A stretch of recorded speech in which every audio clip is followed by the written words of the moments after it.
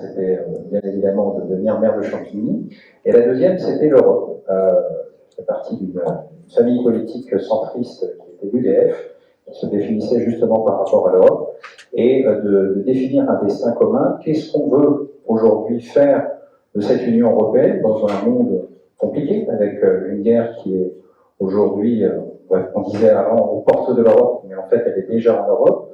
Qu'est-ce qu'on définit comme approche en termes d'institutions et comme projet? On dit souvent qu'il faut une Europe de la défense. Très bien. Ici, les anciens combattants, et très bien de définir une Europe de la défense. Mais qu'est-ce qu'on y met dedans, au-delà du terme? Est-ce qu'on acceptera d'avoir des enfants de tel pays qui iront combattre pour un pays plus lointain? Pas toujours évident. On ne parle pas aussi assez de l'Europe de la culture.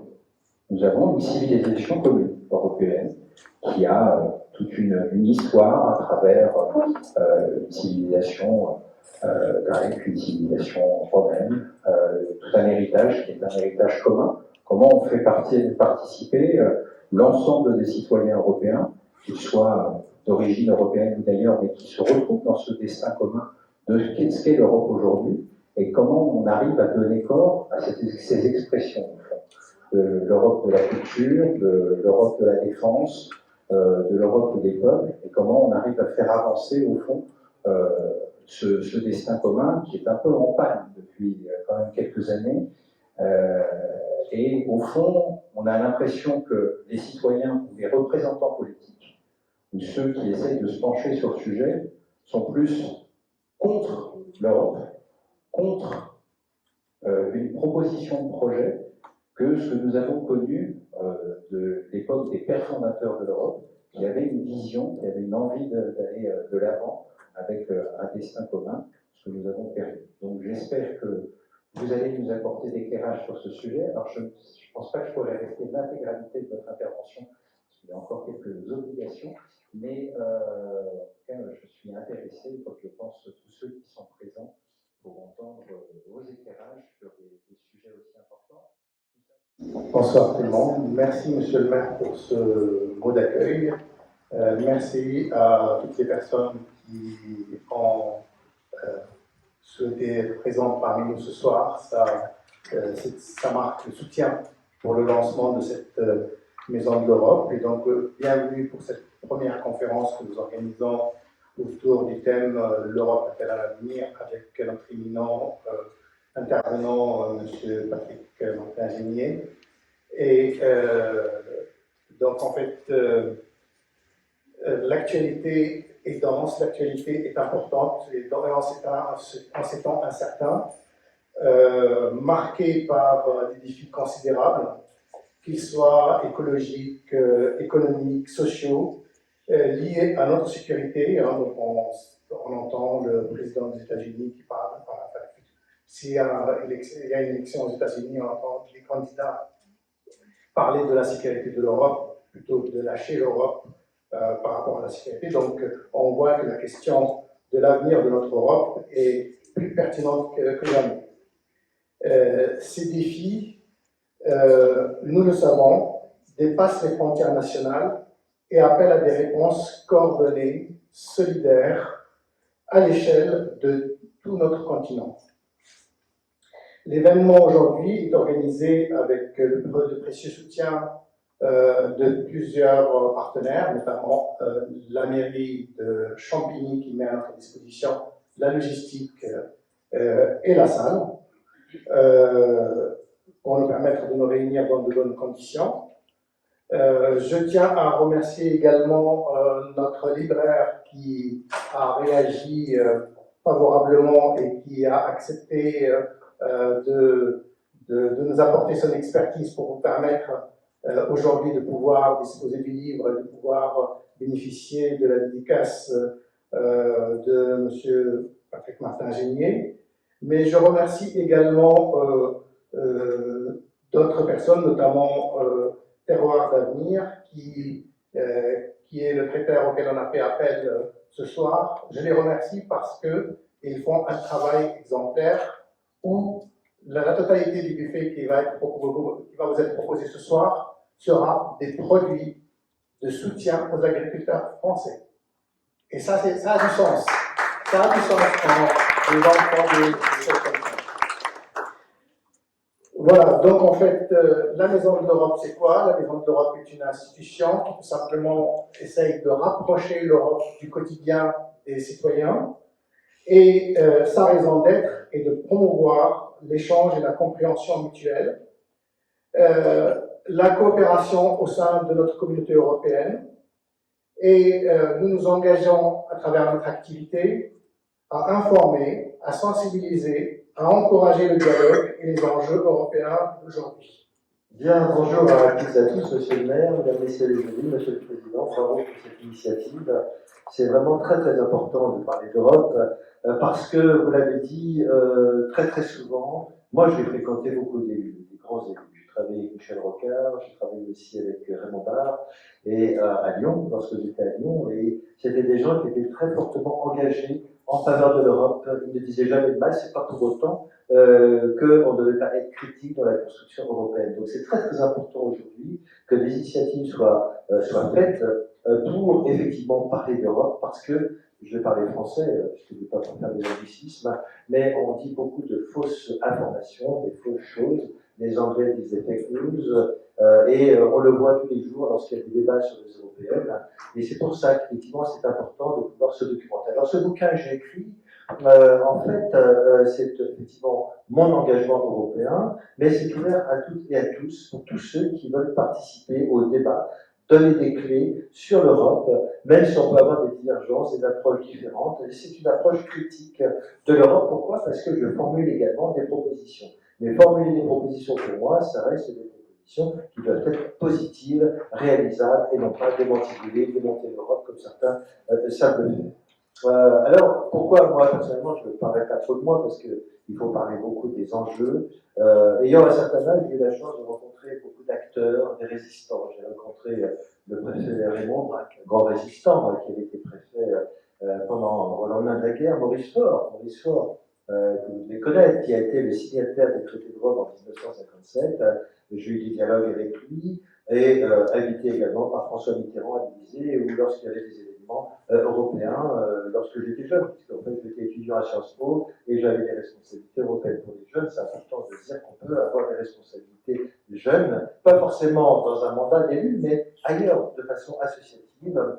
Et enfin, même des personnalités gaullistes avec lesquelles j'ai eu des dialogues assez francs, même si j'ai cru comprendre que c'était pas du tout l'approche des pères fondateurs. Ils n'étaient pas fédéralistes, ils étaient pour une Europe des nations. Et on voit bien aujourd'hui qu'il y a ce débat entre les partisans d'une Europe des nations et des partisans d'une Europe fédérale, États-Unis d'Europe. Moi, quand j'étais à Sciences Po, ça ne plaira peut-être pas à tout le monde, mais à Sciences Po à l'époque, il y a 45 ans, c'est plus de Sciences Po d'aujourd'hui, je distribuais des tracts pour la Fédération européenne, le fédéralisme européen. J'étais pour les États-Unis d'Europe, et d'une certaine façon, même si je mets de l'eau dans mon vin, je suis toujours pour ça. D'ailleurs, Jean Monnet, certains ne le savent peut-être pas, mais il était producteur de cognac. Hein. Et jusqu'à récemment, on vendait encore du cognac dans sa maison, dans les Yvelines. Pourquoi d'être engagé pour l'Europe? Parce que c'est ça. Pour moi, c'était le symbole de la paix. Et aussi parce que, donc, j'ai beaucoup voyagé. Je suis aussi issu d'immigrés italiens, donc je sais ce que les immigrés italiens ont subi, des grands-parents qui ont fui le fascisme, qui ont fui également la misère. Et donc, un sentiment d'avoir toujours partagé cette Europe. Beaucoup de voyages en Allemagne. J'ai rencontré des familles allemandes qui, en fait, vous voyez, étaient issues des Sudètes, ces minorités allemandes de Tchécoslovaquie à l'époque, qui avaient été annexées par Hitler, et donc des déplacements de population qui montrent bien qu'aujourd'hui, l'Europe, c'est aussi l'histoire qu'il ne faut jamais oublier. Et je dis ça en partie pour les jeunes, parce que quand on dit que l'Europe, c'est la paix, certains me disent, mais enfin, mon pauvre, vous rajoutez, la paix est en Europe. Ben non, on s'aperçoit aujourd'hui que ce n'est plus évident. La guerre en Ukraine, c'est quand même l'Europe.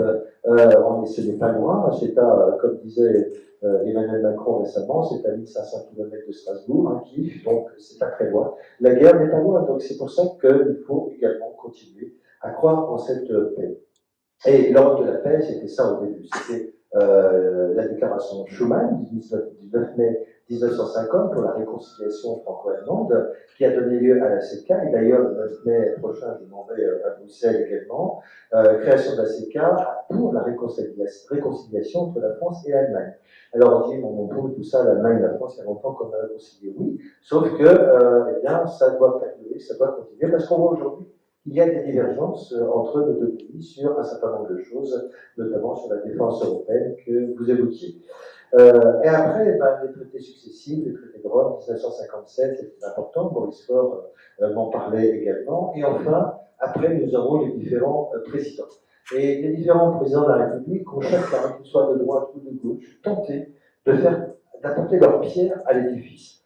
Et c'est ça qui est important. Lorsqu'on est responsable politique, eh bien, et je le relate dans mon bouquin, que des responsables politiques avaient été très très critiques. Je parle d'un ancien président de la République qui avait été critique vis-à-vis de l'UDF lorsqu'il avait dit qu'il y avait un parti de l'étranger. C'était l'appel de Cochin en 1979. Bon, c'était M. Chirac.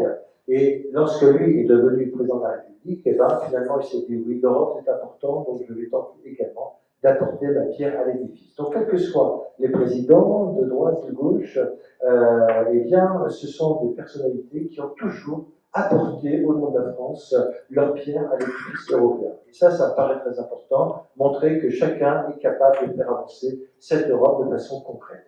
Alors, vous l'avez dit, monsieur le maire, cette Europe aujourd'hui est bloquée, puisque depuis la présidence de Nicolas Sarkozy, malheureusement, nous n'avons pas beaucoup avancé, cette Europe est un peu bloquée. Elle est bloquée sur le plan institutionnel, et le dernier traité qui a été voté, vous savez, suite à ce fameux référendum sur la Constitution européenne qui s'était soldé par un vote négatif, il y a eu ce traité de Lisbonne, entré en vigueur en 2009, et depuis, malheureusement, nous n'avons pas avancé. Nous avons eu beaucoup de crises, et aujourd'hui, la principale difficulté, c'est de savoir comment faire avancer l'Europe. Voilà. Et alors, l'Europe, pour moi, pourquoi je me suis engagé également en Europe pour militer en faveur de la construction européenne, parce que je peux vous dire que ça a quand même été très très dur. Bravo si M. le maire promouvait l'Europe, j'ai vu des élus qui étaient absolument contre l'Europe. Et j'ai même vu des projets financés par l'Union européenne, on ne voulait même pas afficher le drapeau de l'Union européenne parce qu'il ne fallait absolument pas parler de l'Europe. Si un jour vous avez un projet qui est financé par l'Union européenne, eh bien, j'espère qu'il y aura le drapeau européen ou la petite pub à côté en disant l'Union européenne a contribué. Moi qui voyage beaucoup également dans les régions, notamment dans le sud, où j'ai de la famille, ou dans l'Ain, au département Auvergne-Rhône-Alpes, eh bien oui, lorsqu'il y a des projets, beaucoup de projets sont également financés par l'Union européenne, la rénovation urbaine aussi. Eh bien, voilà. Donc c'est quelque chose que l'Europe est à la fois concrète. Et moi, j'ai travaillé à la communauté urbaine de Lyon. Je peux vous dire que grâce, en d'autres fonctions, grâce au fonds de l'Union européenne, on a pu effectivement rénover les quartiers, promouvoir beaucoup de choses. Et je crois que l'Europe est là pour nous aider. L'Europe, ce sont des valeurs. Pour moi, c'est des valeurs. On ne peut pas parler de l'Europe si on renie les valeurs, si on a un langage qui est contre les valeurs de l'Europe. Les valeurs de l'Europe, c'est quoi? C'est dans l'article 2 du traité, c'est la tolérance, la démocratie, la démocratie, le respect des contre-pouvoirs, c'est le respect de toutes les minorités, quelles qu'elles soient, la lutte contre toute forme de racisme, d'antisémitisme, de discrimination, et c'est ça aujourd'hui l'Europe. Et là où je m'inquiète, et je ne veux pas faire de politique politicienne, mais c'est quand on voit aujourd'hui monter en Europe les gouvernements d'extrême droite, ou des gens comme M. Orban, pour ne pas le citer, élu depuis 10 ans en Hongrie. Encore une fois, il a le soutien de son peuple. Eh bien, élu depuis 10 ans, eh bien, tient des propos absolument scandaleux sur diverses religions, sur les migrants, quoi qu'on en pense. Il y a des propos qu'on ne doit pas tenir, contre la communauté LGBT aussi. Tout ça va contre l'ensemble des valeurs de l'Union européenne, et c'est très grave. Même si on n'est pas toujours d'accord sur les sujets de société, j'ai même vu des gens qui étaient européens qui disent mon pauvre, vous vous trompez, ça relève des États nationaux. D'accord. En Pologne, jusqu'à présent, quand même, un gouvernement d'extrême droite, on peut dire, nationaliste, jusqu'à il y a peu, avec l'alternance, eh bien, a pratiquement, effectivement, violé l'ensemble des règles démocratiques, a manipulé les médias, et aujourd'hui, le nouveau Premier ministre Donald Tusk est obligé de faire ménage dans les médias qui étaient avant complètement inféodés à l'ancien pouvoir. Je ne parle même pas du déni du droit à l'avortement. Encore une fois, je ne me prononce pas, je dis faire, parce que chacun peut avoir son opinion là-dessus, mais avec la quasi-interdiction de l'avortement en Pologne pendant une dizaine d'années, avec un langage qui devient tout droit malheureusement, de Donald Trump des États-Unis, ce langage nationaliste, son langage populiste, qui va effectivement sur les franges de l'extrême droite. Je ne citerai pas Madame Meloni, et ça fait mal au cœur, ayant des origines italiennes, de voir qu'une présidente du Conseil, une femme, très bien, hein, bravo, mais néofasciste. Voilà. Donc, issu d'un parti néofasciste, pour lesquels les grands-parents sont partis d'Italie, pour s'assurer que c'est vraiment, ça fait mal au cœur de voir ce qui se passe dans ce pays, avec un langage également qui est extrêmement douloureux et discriminatoire. Encore une fois, je ne suis pas politicienne, mais je marque effectivement ce qui se passe, les faits, avec Madame Meloni quand même qui s'est aperçue que l'Europe c'était très important. Rappelez-vous, elle a dit, moi les migrants dehors, je ne veux plus en parler. Le droit d'asile, je ne veux plus en entendre parler. Et puis elle s'est aperçue que finalement, avec tous ces, je veux dire, c'est arrivé de migrants, de réfugiés sur l'île de Lampedusa, qui a-t-elle appelé au secours? Eh bien, Madame Ursula von der Leyen, la présidente de la Commission, parce qu'elle avait besoin, effectivement, de l'aide de l'Europe pour tenter de résoudre cette crise migratoire qui est importante, qu'il ne faut pas pour autant nier, effectivement, mais elle s'est aperçue qu'avec ses propos anti-européens, il y avait quand même besoin de l'Europe, et ça, c'est très important. Alors, mais on pourra en reparler ensuite, par les questions. Aujourd'hui, pour résumer, l'Europe, elle est paralysée, elle est bloquée. Pourquoi? Parce que, eh bien, nous sommes aujourd'hui l'Europe des 27, on n'est plus à 6. À l'époque, on parlait de l'Europe du général de Gaulle. Et tout ça, c'est fini. L'Europe du général de Gaulle, de Gaulle avait effectivement un langage, c'est lui qui a imprimé sa marque sur l'Europe, et j'ai discuté avec des personnalités gaullistes. Hein. J'ai discuté avec Maurice Colville, qui était son ministre des Affaires étrangères quand j'étais jeune à Sciences Po. J'ai discuté avec Pierre Mesmer, qui était un premier ministre de Georges Pompidou. C'était des gens remarquables, mais qui n'avaient pas, comment dirais-je, cette perception de l'Europe que pouvaient avoir des centristes, que pouvaient avoir des gens comme François Mitterrand. C'était une opposition totale. Ils étaient pour une Europe des nations et ils étaient contre une Europe d'intégration. Hein, voilà, c'est ça aujourd'hui. Mais effectivement, l'Europe est paralysée. Pourquoi? Parce qu'on n'est plus à 6, on n'est plus à 15, on n'est plus à 24, on est à 27. Et aujourd'hui, pourquoi est-elle paralysée? Parce qu'on a laissé se prolonger la règle de l'unanimité, ce qui fait que ça devient extrêmement difficile de décider au niveau de l'Union européenne. Très souvent, des ministres, des responsables politiques vont vous dire « Ah, c'est pas moi, c'est à Bruxelles ». Sauf que, je ne suis pas là pour faire un cours d'institution européenne, mais à Bruxelles, il y a quand même des gens qui vous représentent. Il y a les ministres d'exercice. Quand vous prenez le Thalys pour aller à Bruxelles, vous voyez des ministres, le ministre de l'Environnement, le ministre de l'Intérieur, le ministre de l'Économie, qui seront au Conseil, non pas européen, mais un Conseil des ministres, pour voter des propositions directives. Vous avez également des représentants au Parlement européen. Nous allons tous élire nos députés au Parlement européen le 9 juin. Ça, c'est très important. Ces gens-là jouent un rôle essentiel. Pourquoi? Parce qu'ils votent ce que j'appelle, pour simplifier, des lois européennes. Et vous savez qu'une bonne partie de la réglementation purement nationale est décidée effectivement à Bruxelles ou à Strasbourg. Hein, en matière de règlement, de directives, par exemple, je sais que les mairies, les élus, eh bien, appliquent constamment des règlements, des directives, notamment sur la passation de marchés publics, notamment sur la sécurité. Si vous avez des enfants en bas âge, que vous avez par exemple dans les squares pour les enfants, eh bien, la sécurité des squares, maintenant, il y a des règles qui ont été dictées au niveau européen pour assurer la sécurité des enfants, pour faire en sorte qu'il n'y ait pas d'accident. Et tout ça, on ne s'en aperçoit pas. La sécurité sur les routes, il y a beaucoup de réglementations européennes. Et ça, ce sont les femmes et les hommes qui siègent à Strasbourg. Strasbourg, c'est une bataille entre Strasbourg et Bruxelles, enfin, en tout cas qui siègent au Parlement européen. Et ça, c'est véritablement important. En matière salariale, en matière d'égalité hommes-femmes, ce ne sont plus des directives nationales, ce sont des directives européennes. Et donc ça, c'est important de se dire que, attention, eh bien, quand on voit, par exemple, régulièrement aux élections européennes, nous dire des gens dans la rue, oh là là, je ne sais pas ce que c'est, je ne sais pas ce que fait le Parlement européen, je dirais qu'elle pas voter. Non, c'est désormais dans notre vie concrète, dans notre vie quotidienne, que l'Europe intervient. Et ça, c'est important de saisir tous les enjeux pour cela. Alors évidemment, l'Europe n'est pas compétente dans tout. On pourra en discuter. Mais elle a quand même un rôle essentiel en matière d'environnement, en matière de protection de l'environnement, en matière de protection sanitaire, en matière de marché, en matière de libre circulation. Vous savez, je suis allé au Royaume-Uni il y a pas longtemps. Franchement, changer des livres contre de l'euro, c'est pas sympa. Voilà, je trouve que c'est pas terrible. En plus, avec les taxes, tout le monde utilise un téléphone portable.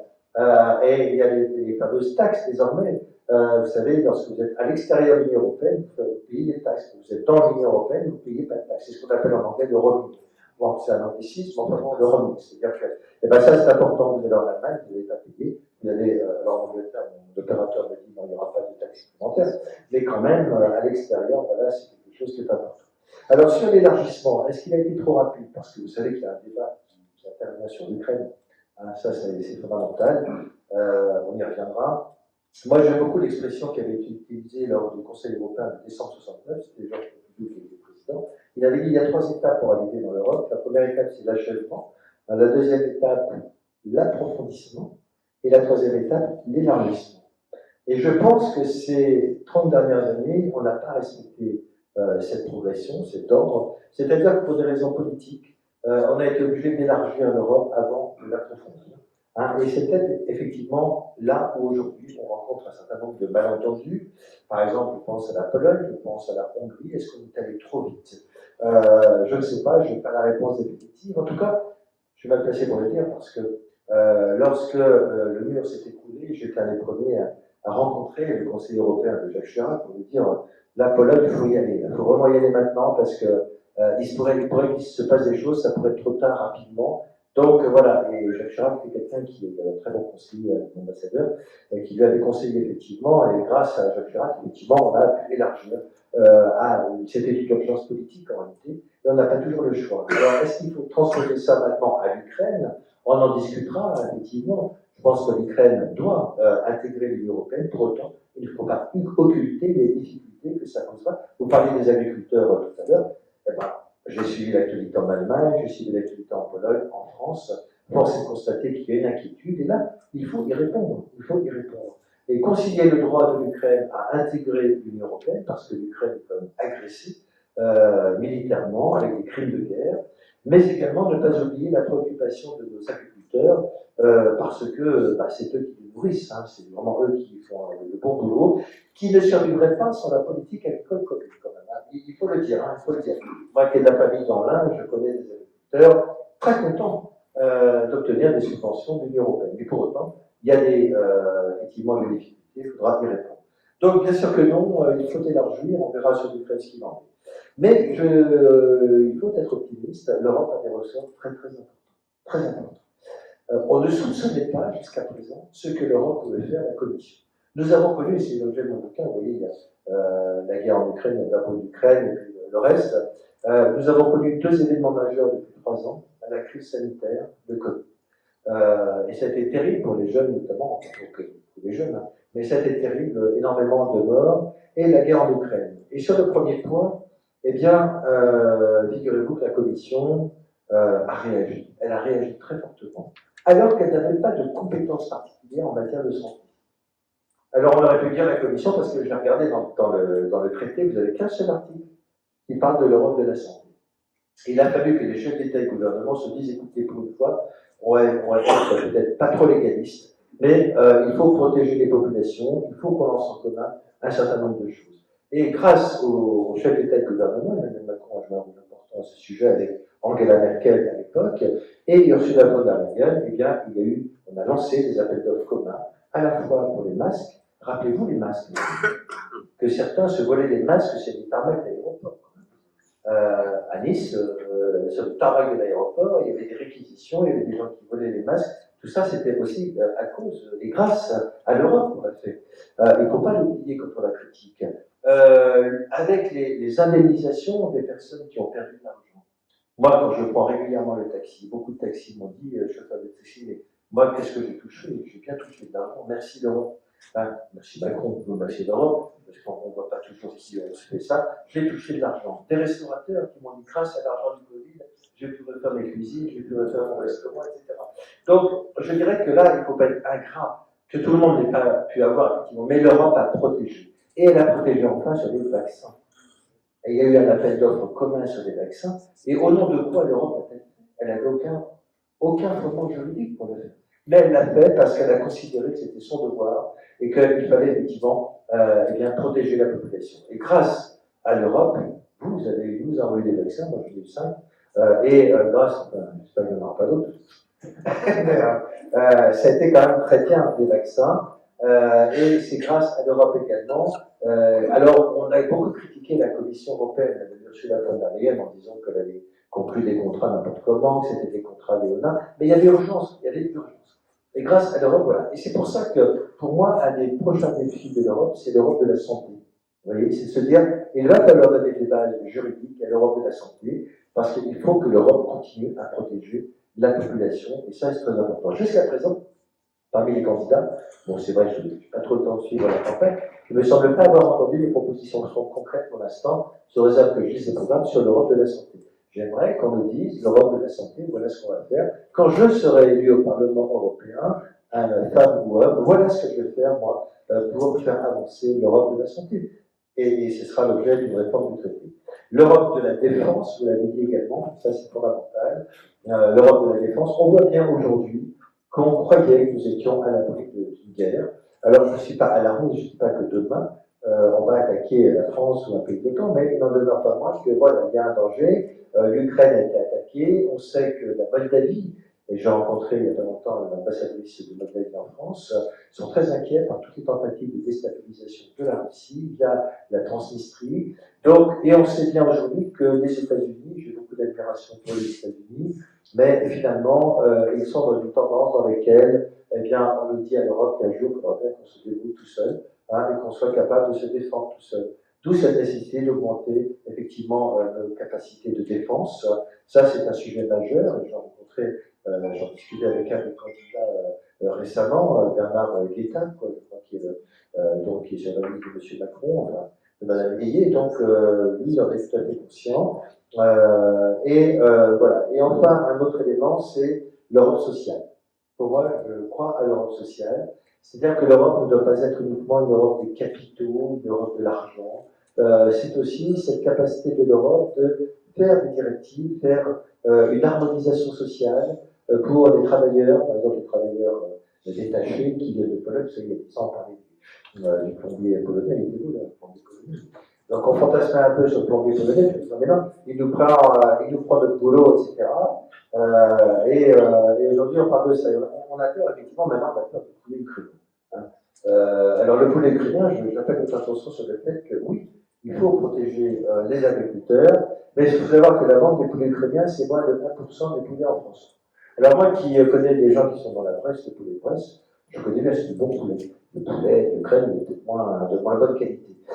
Mais c'est pas 80%, c'est moins d'1% des poulets importés en France. Ça ne veut pas dire qu'il ne faut pas protéger les agriculteurs, mais j'attire sur votre attention là-dessus. Donc l'Europe sociale, oui, l'égalité hommes-femmes, l'égalité salariale, la représentation des salariés dans les conseils d'administration des sociétés, tout ça c'est très très important. La lutte contre les discriminations, il y a aussi effectivement une directive là-dessus. L'Europe sociale, comme le disaient des Allemands, des amis allemands, nous avons toi l'Europe sociale en France. Vous en parlez souvent, vous faites moins, mais nous, on le fait. Sauf qu'en Allemagne, j'ai remarqué quand même ces derniers mois, ces 2 dernières années, que les grèves ont tendance à se multiplier en Allemagne, dans les chemins de fer, dans les transports en commun, dans les aéroports, avec des négociations salariales. Sauf que là-bas, quand on augmente le salaire des fonctionnaires, c'est d'un coup 4 ou 5%. Vous voyez. Donc, c'est quand même, ils ont des moyens. Donc voilà, l'Europe sociale, tout ce que je viens de vous dire, et enfin les pistes de réforme, c'est ce que je vous ai dit. On doit renforcer l'Europe de la santé, les piliers sociaux, la défense. Et pour moi, ça passera par une réforme des traités européens. Et là, ce sera extrêmement difficile, à 27, pour réformer les traités.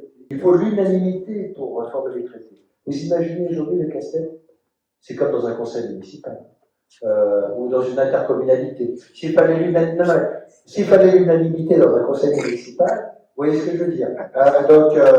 Ce serait extrêmement difficile. Je ne sais pas combien vous êtes dans votre conseil, mais 27 ministres autour de la table, voilà, ben, c'est pas évident. Non, mais je fais cette comparaison parce que ça parle. Je sais, j'ai travaillé dans une grande intercommunalité, c'est pas l'unanimité qui compte. Mais enfin, la majorité, il faudrait renforcer la majorité renforcée.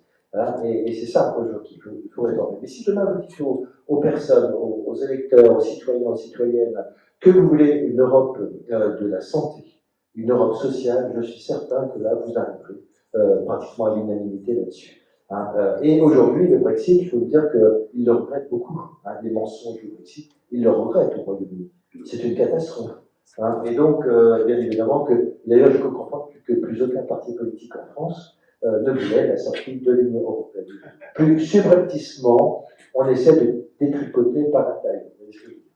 Voilà, donc ce qui est important, c'est les jeunes aussi. Je me rendrai à Strasbourg au mois d'avril prochain. On va faire une émission avec France Télévisions, avec des jeunes, dont des lycéens, enfin, vous êtes déjà en études supérieures, mais on va se rendre à Strasbourg pour parler avec des jeunes, un public. On va organiser une transmission télévisée, je ne sais pas quand elle sera diffusée, pour la vision pédagogique.